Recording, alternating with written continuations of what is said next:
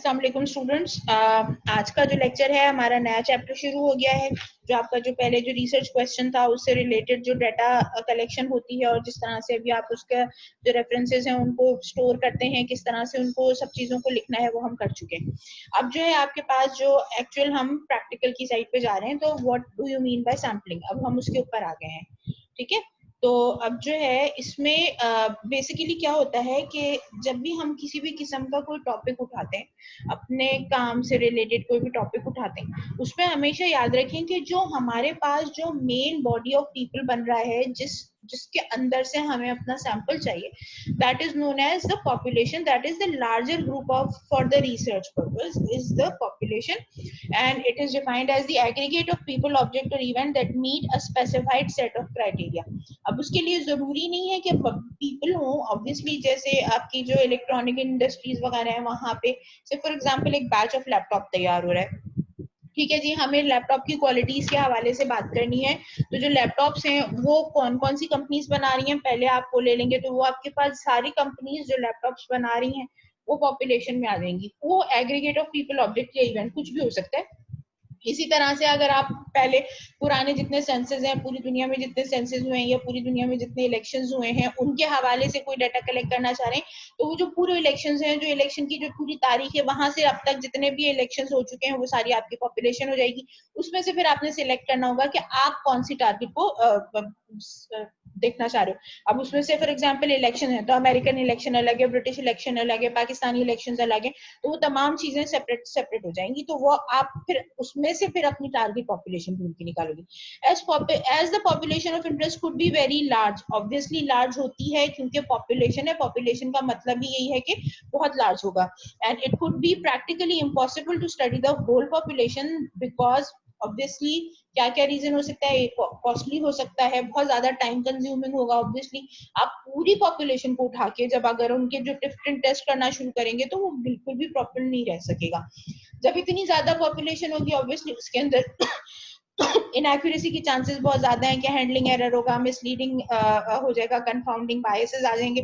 बहुत सारी चीजें ऐसी हैं जिनकी वजह से आपका जो एक्यूरेसी है वो रहना मतलब जो है वो पॉसिबल यूजुअली नहीं रह रहा होता।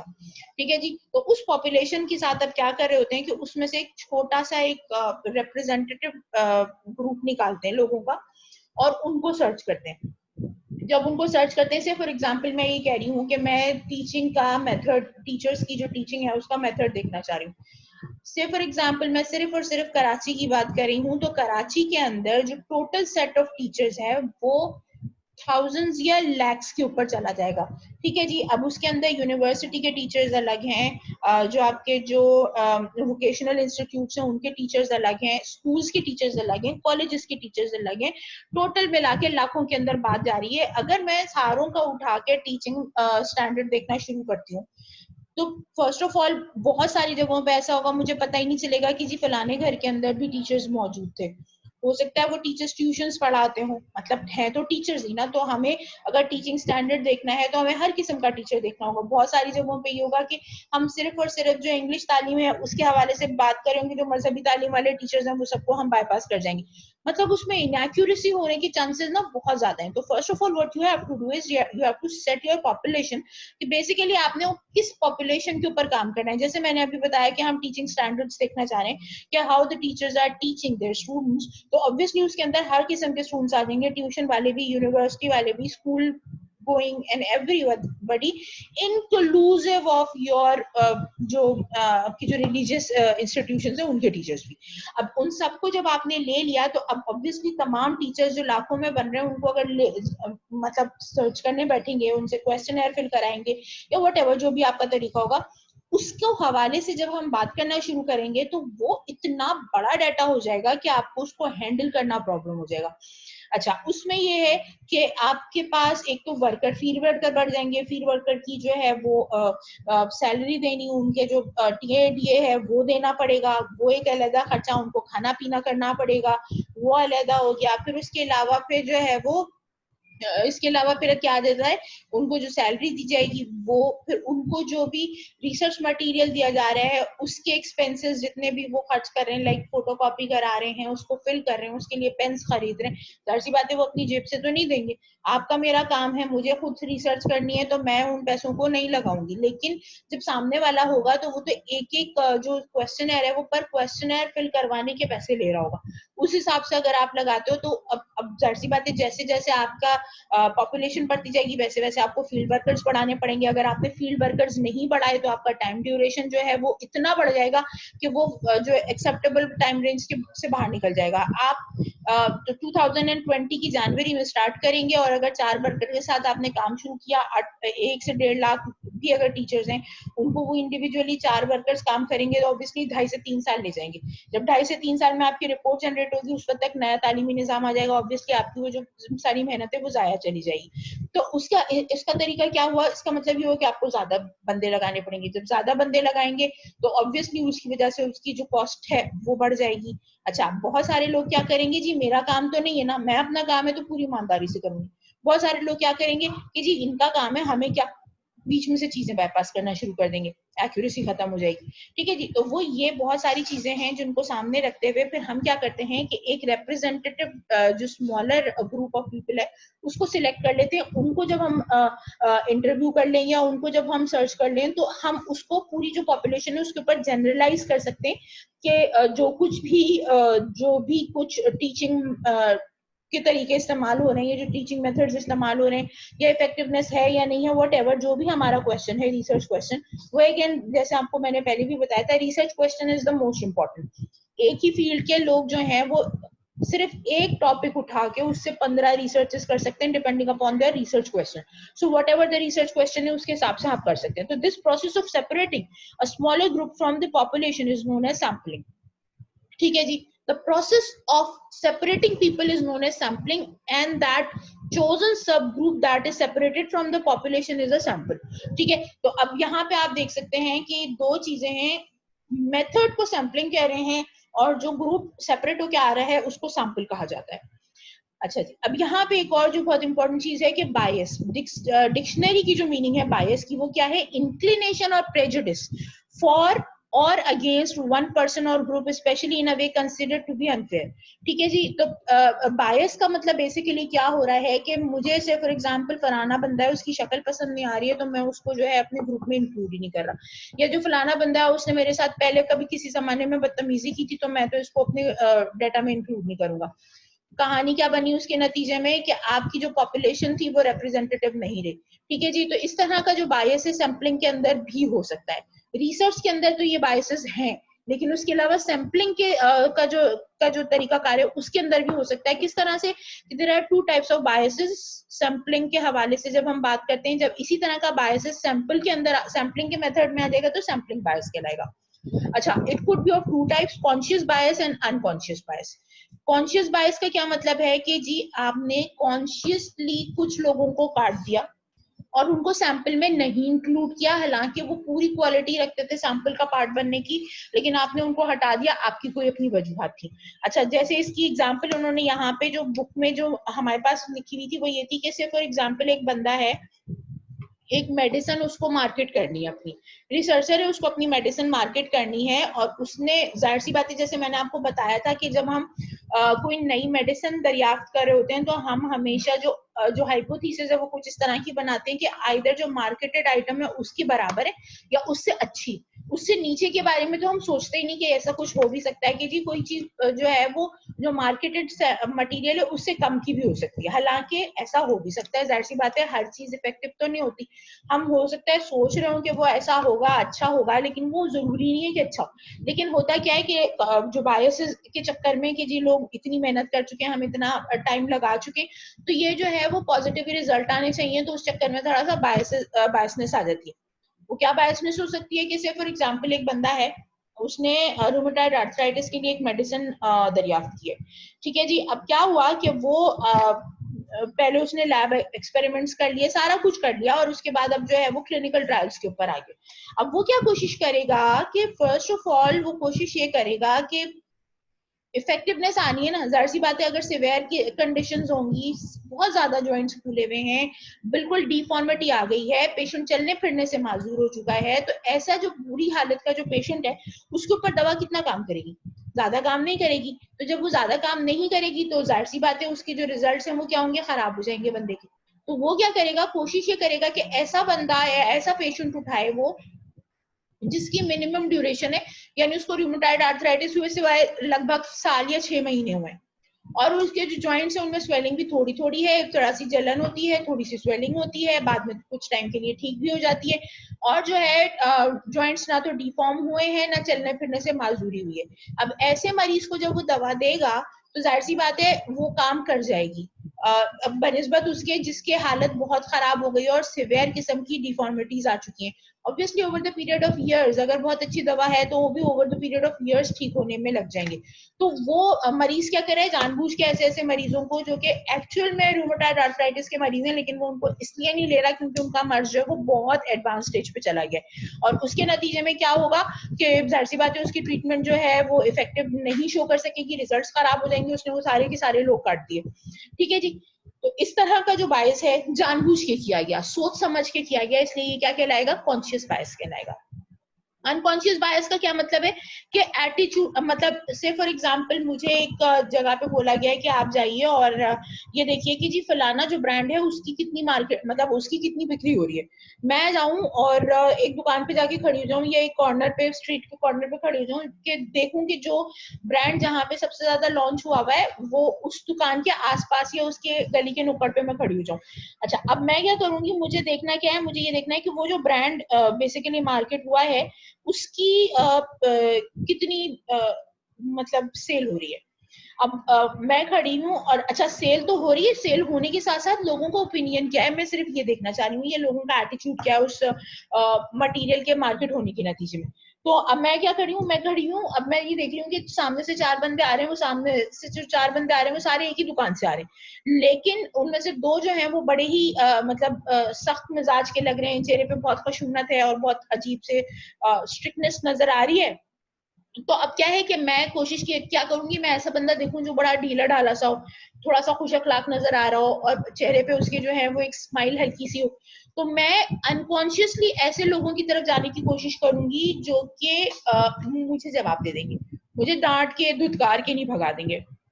That kind of a bias obviously again उसकी वजह से क्या हो रहा है कि आप जितने भी लोग हैं जिन जो उस चीज को खरीद कर आ रहे हैं उनका रिस्पॉन्स नहीं ले सकेंगे, क्योंकि जो जो शक्ल से थोड़े से खरांट लग रहे थे या चेहरे पे उनके गुस्सा था या किसी और मतलब वजह से उनके एटीट्यूड को आप देखते हैं कि जी वो थोड़ा सा अप्रोचेबल नहीं लग रहे, आपने उनको काट दिया। तो ऑब्वियसली क्या हुआ? फिर बायस आ गई, और जो जो सैंपल आपका जो सिलेक्ट हुआ या कलेक्ट हुआ वो पूरी पॉपुलेशन को जनरलाइज नहीं कर सकेगा।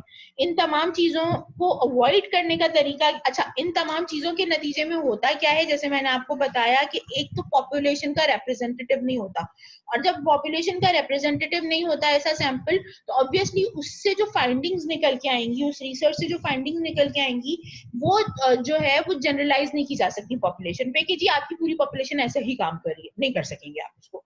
इस चीज के लिए फिर हमें क्या करना पड़ता है कि हमें स्टडी प्लान करनी पड़ती है। How how do you plan your study? वो कुछ इस तरह से है कि जी सबसे पहले आप जो हैं वो आइडेंटिफिकेशन करनी होती है आपको टारगेट या रेफरेंस पॉपुलेशन की। टारगेट पॉपुलेशन को रेफरेंस पॉपुलेशन भी कहा जाता है, ठीक है जी। This is very important. Target population है आपकी, से फॉर एग्जांपल मैं बात करती हूँ कि जी एक पर्टिकुलर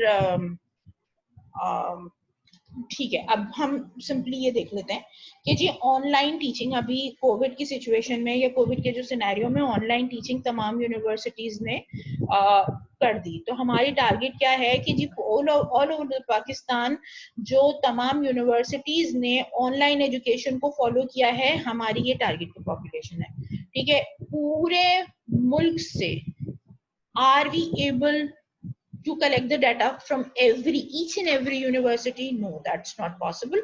So उसके लिए फिर आप क्या करेंगे कि सेपरेशन करेंगे सब ग्रुप की, दैट इज एक्सेसिबल और एक्सपेरिमेंटल पॉपुलेशन कहलाती है। अब इसमें क्या होगा कि हम वो यूनिवर्सिटीज उठा के देखेंगे जो कि बहुत या तो बहुत मशहूर है या बहुत बड़ी हैं या बहुत एक्सेसिबल हैं। पूरे मुल्क में से ऐसी जो बड़ी बड़ी यूनिवर्सिटीज हैं आप उनको उठा लेंगे या बड़ी छोटी मिक्स करके कॉम्बिनेशन उठाएंगे, उन यूनिवर्सिटीज से आप जो है वो डाटा कलेक्ट करेंगे। उन यूनिवर्सिटीज के अंदर भी ऑब्वियसली खाली यूनिवर्सिटीज तो नहीं, उन यूनिवर्सिटी के अंदर से फिर आपको सैंपल ड्रॉ करना पड़ेगा। हर यूनिवर्सिटी के अपने डिपार्टमेंट्स होंगे, तो कौन कौन से डिपार्टमेंट्स हैं, उन डिपार्टमेंट्स में से सैंपल डिपार्टमेंट्स चुनने पड़ेंगे, जहां पे फिर आपको देखना होगा कि जी ऑनलाइन टीचिंग कैसे होगी। ठीक है जी, तो ये फिर आपकी जो एक छोटी सी स्टडी प्लान हो जाएगी और आप उसको फिर आराम से जो है वो सर्च कर सकते हैं। जब सैम्पलिंग हो जाती है, सैम्पलिंग हो रही होती है, तो उस टाइम पे आपको एक और बहुत इंपॉर्टेंट काम करना होता है और वो ये है इंक्लूजन और एक्सक्लूजन क्राइटेरिया सेट करना पड़ता है। आपने जो सैंपल निकालना है उस सैंपल को के कुछ कैरेक्टरिस्टिक्स होने चाहिए, ऑब्वियसली तभी वो आपकी टारगेट पॉपुलेशन का पार्ट बन रहे होंगे। तो वो जो कैरेक्टरिस्टिक्स हैं वो आपके पास जरूर पता होने चाहिए।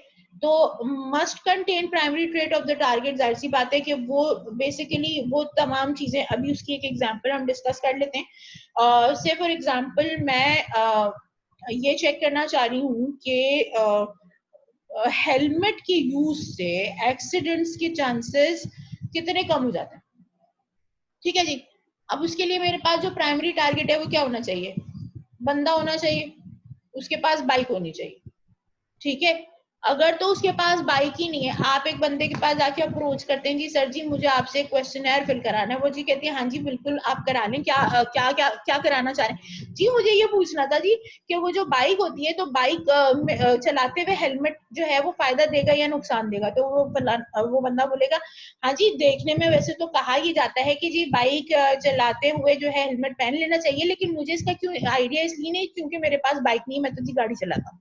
तो कहानी खत्म हो जाएगी, आपके पास डाटा कहां से आएगा, कुछ भी नहीं। तो आपको फर्स्ट ऑफ ऑल क्या देखना है कि वो बंदा वाकई में उस मेजर जो प्राइमरी ट्रेट है वो रखता भी है कि नहीं रखता। ठीक है जी, पहली चीज ये हो गई। उसके अलावा फिर मजीद क्या चीजें हैं कि उनमें फिर वो फीचर्स क्वालिफाई करते हैं कि जी मेल होना चाहिए, आपने कोई एज रखी होगी, उनको कोई पहले से कोई डिजीज नहीं होनी चाहिए, ठीक है, या कोई डिजीज होनी चाहिए ही नहीं होनी चाहिए, वट जो भी आपने जो क्वालिटीज रखी हैं अपनी पॉपुलेशन की जिसमें से आपको सैंपल कलेक्ट करना है, वो तमाम की तमाम चीजें आपको इंक्लूजन क्राइटेरिया में डालनी पड़ेंगी। और उन जो चीजें वो चीजें जो आपके जो आपका जो कंक्लूजन है उसको खराब करें, उन चीजों को आप हटा देंगे, वो आपको एक्सक्लूजन क्राइटेरिया में डालना होगा। इसकी एग्जांपल इस तरह से दी जा सकती है कि मैं अभी आपके साथ एक चीज डिस्कस करती हूँ, उससे आपको ज्यादा क्लियर। अच्छा जी, ये आपके साथ मैंने एक स्क्रीन शेयर की है। अब इसके अंदर जो मैं आपको ये बताना चाह रही हूँ, फॉर एग्जांपल मैं इंक्लूजन एक्सक्लूजन क्राइटेरिया की बात कर रही हूँ, मेरे पास एक स्टडी हो रही है जिसके अंदर मुझे ये देखना है कि फ्रीक्वेंसी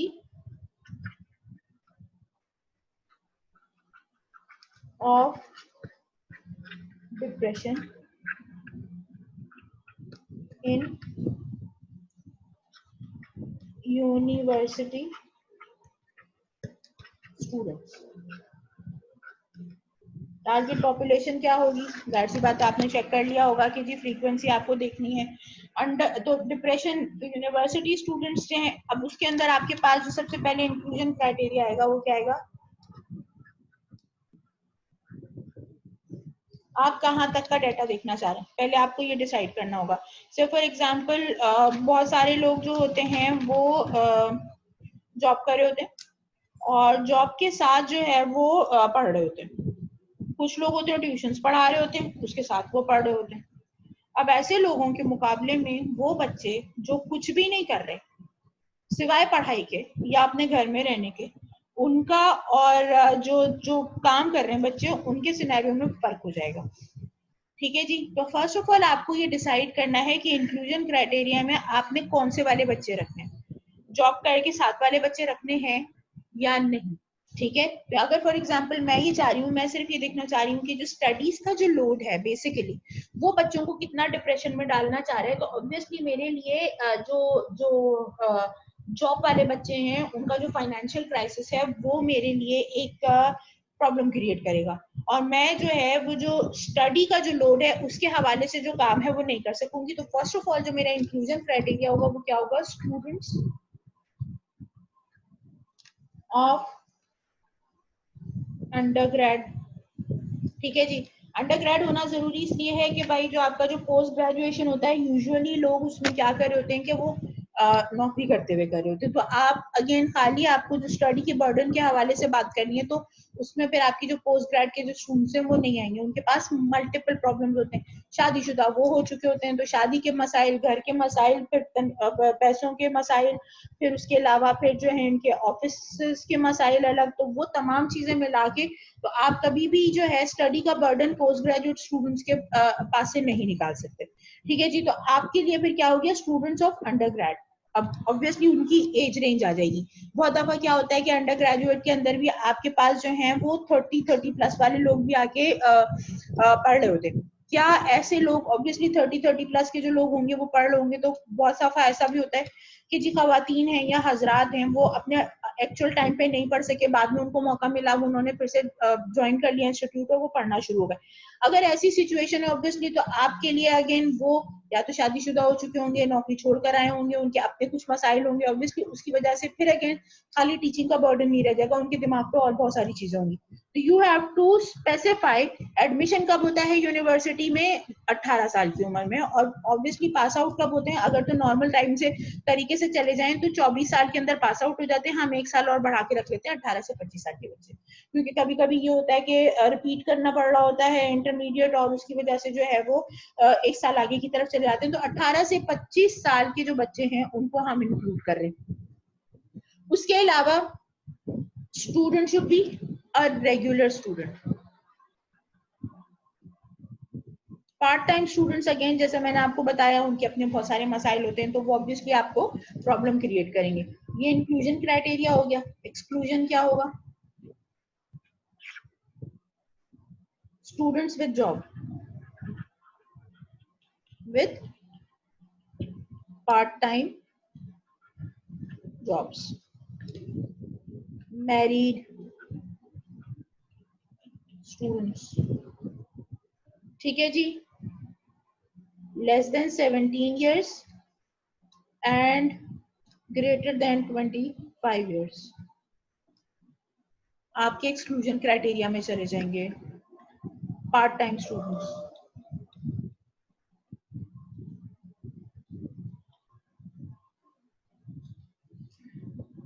इन सबको नहीं लेंगे। इसका मतलब क्या हुआ कि अगर आपके ग्रेजुएट प्रोग्राम के अंदर इस तरह से हैं कि जी वो वीकेंड क्लासेस में आते हैं, जॉब कर रहे हैं और वीकेंड की क्लासेस ले रहे हैं, आप उनसे भी नहीं पूछेंगे। ठीक है, तो यहाँ पे आपके एक क्राइटेरिया सेट हो गया है। इस क्राइटेरिया के मुताबिक आपने अपनी पॉपुलेशन निकालनी है, इंक्लूजन और एक्सक्लूजन क्राइटेरिया को मद्देनजर रखते हुए। अब यहाँ पे क्या मसला है कि एक्सक्लूजन क्राइटेरिया होना जरूरी क्यों है कि इनकी वजह से, जैसे फॉर एग्जाम्पल मैरिड स्टूडेंट, मैंने आपको बताया कि मैरिड स्टूडेंट जो है उसके अपने घरेलू प्रॉब्लम्स बहुत सारे होंगे, वो स्टडीज के ऊपर इतना ध्यान नहीं दे पा रहे होंगे।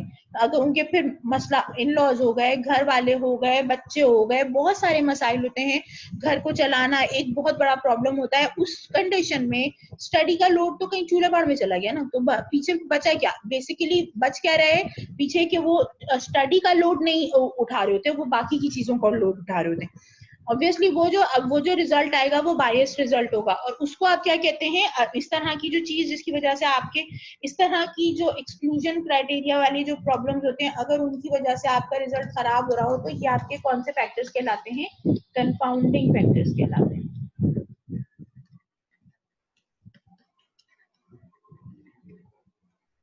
ठीक है जी, और इन कंपाउंडिंग फैक्टर्स का होना आपके रिजल्ट को बेइंतहा खराब कर सकता है। एक और एग्जांपल यहीं पे मैं आपको दे दूं, फॉर एग्जांपल मैं डायबिटीज के पेशेंट्स, मैं आमतौर पे डायबिटीज की एग्जांपल दे रही हूँ क्योंकि मैंने खुद काम ज्यादा किया हुआ है।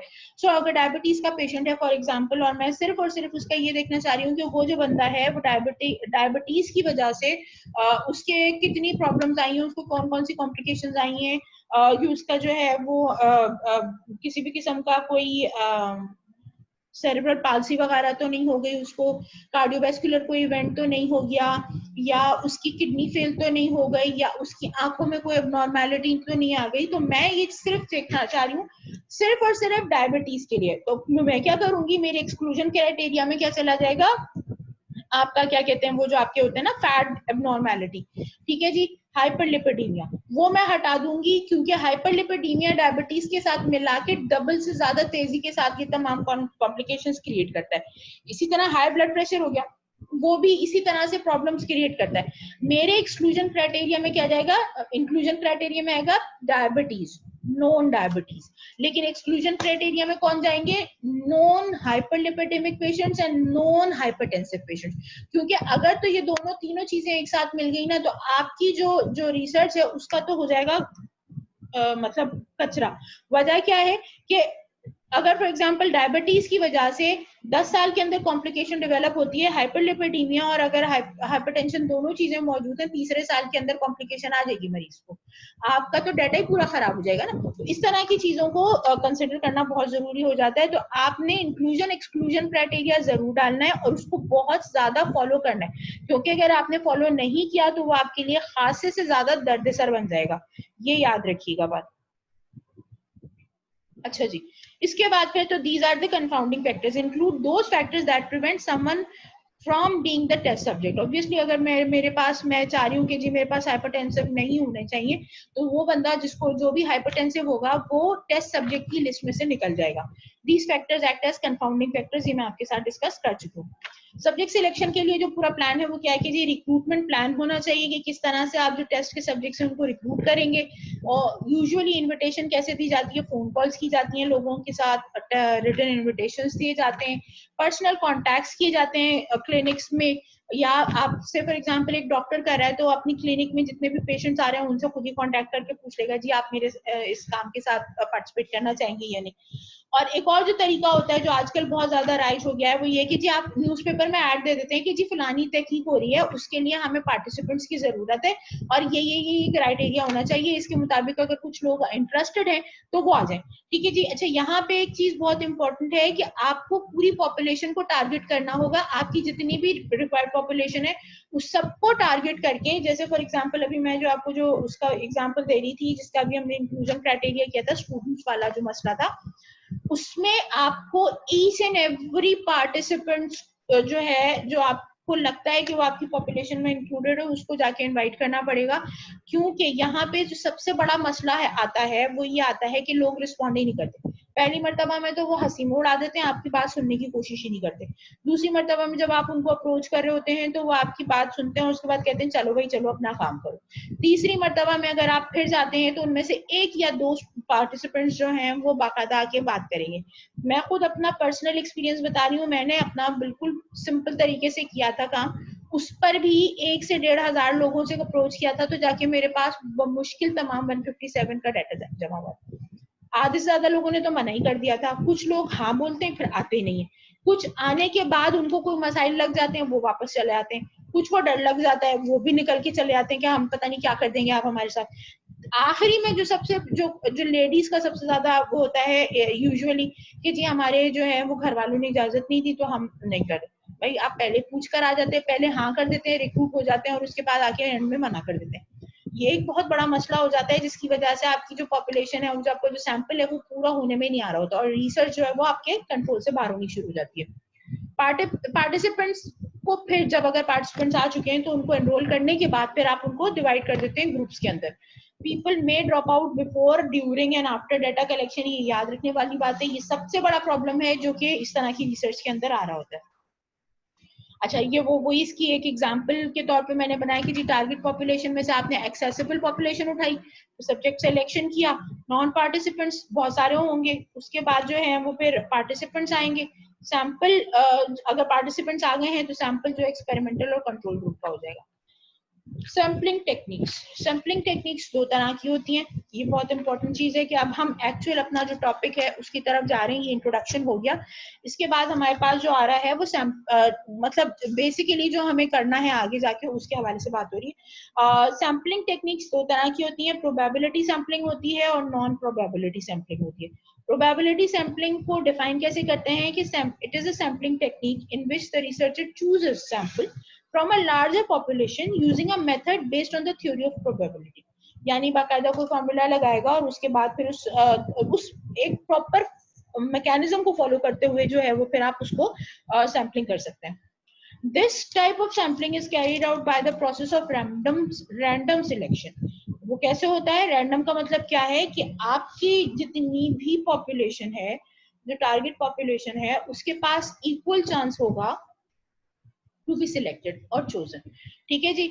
अब सबके पास से, फॉर एग्जांपल आजकल बहुत चल रहा है लकी ड्रॉ। लकी ड्रॉ में यूजुअली आपने देखा होगा जो टीवी पे प्रोग्राम्स आ रहे होते हैं उनमें क्या हो रहा होता है कि जी लकी ड्रॉ हो रहा है, आपके अपने जो टिकट खरीद कर आप आए थे उस टिकट का नंबर हमारे पास मौजूद है और हम आपका वो जो नंबर है वो लकी ड्रॉ में डालेंगे। अब उसमें से फिर हम घुमाते रहते हैं, उसमें से कोई एक जो नंबर निकल के आता है, that kind of sampling is the probable random sampling, यानी वहां जितने लोग मौजूद थे जिन्होंने टिकट खरीदा उन सबके नंबर्स आ रहे थे और उनमें से किसी एक का नाम निकला है, तो ये रैंडमली सिलेक्शन होती है। ठीक है, इसमें किसी भी किस्म का बायस नहीं होता, किसी को भी नहीं पता होता कि किसका नाम आ जाएगा। ठीक है, तो वहां पे आपने नोट भी किया होगा कि लोग बड़ा सरप्राइज शो कर रहे होते हैं कि हाँ जी हमें तो पता ही नहीं था और हमारा नाम आ गया। तो इट इज फ्री ऑफ बायस, जो बहुत इंपॉर्टेंट चीज है। और इस तरह के अगर सैंपल निकाले जाएंगे तो उसको फिर हम कह रहे होते हैं कि it is the nearest possible representative of the population. Total representative of population is not a terminology, ऐसा होता ही नहीं है, कभी भी इस तरह नहीं हो सकता जब तक कि जो पूरी पॉपुलेशन है एक्चुअल पॉपुलेशन है। जब तक आप उस एक्चुअल पॉपुलेशन को नहीं सर्च करेंगे तो टोटल रिप्रेजेंटेशन तो नहीं आती। ये है नियरेस्ट पॉसिबल जो रिप्रेजेंटेशन है टू द पॉपुलेशन, वो आप क्रिएट कर सकते हैं बाय द प्रोबेबिलिटी सैम्पलिंग। उसके मुकाबले में नॉन प्रोबेबिलिटी सैम्पलिंग जो है वो उसमें नॉन रैंडम मेथड्स के साथ जो है आप बंदा सिलेक्ट कर रहे होते हैं, सिलेक्शन का कोई क्राइटेरिया नहीं होता। और इसके जो लिमिटेशन है वो ये है कि जी आप इनेबिलिटी है of the data to be generalise to the population, जो कि हम पहले भी बात कर चुके हैं। टाइप्स ऑफ सैम्पलिंग में अगर बात करें तो प्रोबेबिलिटी सैम्पलिंग जो है वो 5 तरह की होती है: simple random, systematic sampling, stratified random, cluster and multi stage. उसके मुकाबले में नॉन प्रोबेबिलिटी सैम्पलिंग जो है वो 4 तरह की होती है: convenience, purposive, quota and snowball. इनको आप इंडिविजुअली सारे डिस्कस करेंगे तो इस वजह से इसको हम अभी नहीं कर रहे। When to use probability sampling, इसके हवाले से ये है कि जब आपको बायस कम से कम करना हो, अच्छी इन्फ्रेंस निकालनी हो, अपने फाइंडिंग्स को एक अच्छी वर्थ देनी हो, तो आपको क्या करना चाहिए? प्रोबेबिलिटी सैम्पलिंग करनी चाहिए। पॉपुलेशन बहुत ज्यादा डाइवर्स हो, ठीक है, मल्टीपल किस्म के ग्रुप्स बने हुए हो, उन ग्रुप्स में से आपको अपना सैंपल निकालना हो। से फॉर एग्जांपल आप के पास स्टूडेंट्स हैं जो उनके, मैं जैसे वो हम जो बात कर रहे थे कि 18 से 19 साल का डिप्रेशन का जो हम टेस्ट करें, तो उसमें हमारे पास डाइवर्स डाटा है। कुछ स्टूडेंट्स हैं जो कि टेक्निकल तालीम हासिल कर रहे हैं, कुछ स्टूडेंट्स हैं जो कि मैनेजरियल तालीम हासिल कर रहे हैं, कुछ हैं जो कि बिल्कुल ही सिंपल किस्म की जो है एजुकेशन हासिल कर रहे हैं, लाइक आर्ट्स के स्टूडेंट्स हो गए। हर किसी के डिप्रेशन लेवल्स अलग अलग होंगे, ठीक है, लेकिन हम क्या चाह रहे हैं? हम ऑल टुगेदर यूनिवर्सिटी स्टूडेंट्स जो कि अंडर ग्रेड लेवल के रेगुलर स्टूडेंट्स हैं जो जॉब नहीं करते हैं, उनका अगर हमें डाटा चाहिए तो फिर हम क्या करेंगे? ग्रुप्स में से बच्चे निकालेंगे। से फॉर एग्जांपल फार्मेसी के बच्चे अलग हो जाएंगे, मेडिसिन वालों के अपने डिप्रेशन के कुछ फैक्टर्स होते हैं, इंजीनियरिंग वालों के अपने डिप्रेशन के फैक्टर्स होते हैं, वो सब सेपरेट किए। फिर इसी तरह से अगर फॉर एग्जांपल 3 टेक्निकल फील्ड्स उठा लिए तो मैनेजरियल में से भी आपको फिर इसी तरह से 3 फील्ड्स उठानी पड़ेंगी। HR वाला ले लिया, मैनेजमेंट ले लिया, इसी तरह से जो भी है जो उनकी जो भी मैनेजरियल के हवाले से जो भी ग्रुप्स होते हैं उनमें से 3 ग्रुप्स उठा लिए। फिर इसी तरह से जो आपका जो सिंपल वाले हैं आर्ट्स, उसमें से 2-3 फैकल्टीज उठा ली जिनकी, तो उधर से फिर जब लेंगे तो फिर कंपैरिजन आसान हो जाएगा। फिर आप देख सकते हैं कि जी आप किस तरह से, तो डाइवर्स डाटा के लिए, डाइवर्स पॉपुलेशन के लिए फिर आपको सैम्पलिंग करानी बहुत जरूरी हो जाती है, ताकि फिर आप जो है उसमें से जो ब्रॉडर पॉपुलेशन को अपने ग्रुप में इंक्लूड कर सकें।